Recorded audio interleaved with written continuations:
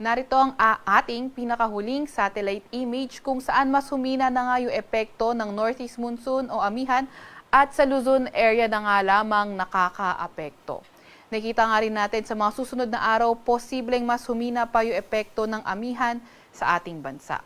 Samantalang wala rin naman tayong namomonitor na low pressure area or bagyo sa loob or malapit sa ating Philippine Area of Responsibility. Para naman sa lagay ng panahon ngayong araw, wala naman tayo inaasahang malalakas na mga pag-ulan sa lugar ng Luzon.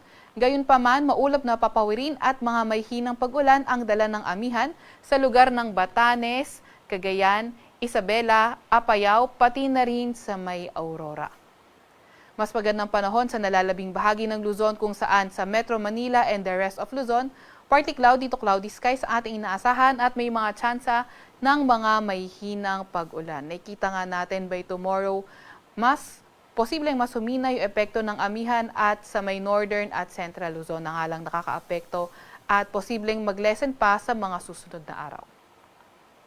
Agwat ng temperatura ngayong araw sa Metro Manila at Lawag ay 20 to 30 degrees Celsius.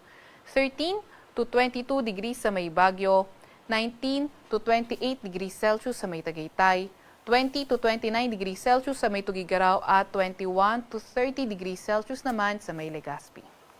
Agwat ng temperatura ngayong araw sa Puerto Princesa ay 23 to 31 degrees Celsius at 25 to 31 degrees Celsius naman sa may Kalayaan Islands. Sa nalalabing bahagi naman ng bansa sa may Visayas at Mindanao, fair weather conditions ang ating inaasahan kung saan may mga tsansa lamang tayo ng mga localized thunderstorms. Yung mga kasamahan natin sa Regional Services Division patuloy na maglalabas ng mga thunderstorm advisory, rainfall advisory o hindi kaya heavy rainfall warning kung kinakailangan. Agwat ng temperatura ngayong araw sa may Iloilo, Cebu at Cagayan de Oro ay 24 to 32 degrees Celsius.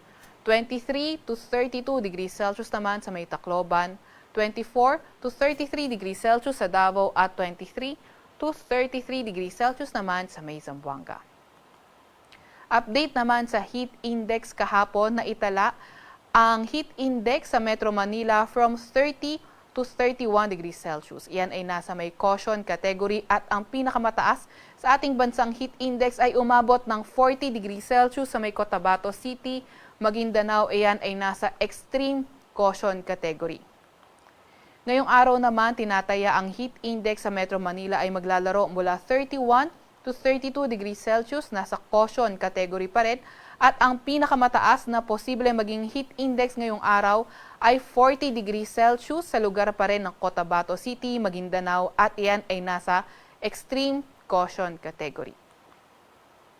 Wala pa rin naman tayong nakataas na gale warning sa kahit anong dagat baybayin ng ating bansa, pero ingat pa rin sa mga papalaot sa Northern Luzon at silangang bahagi ng bansa dahil posible nga yung katamtaman hanggang sa maalong karagatan.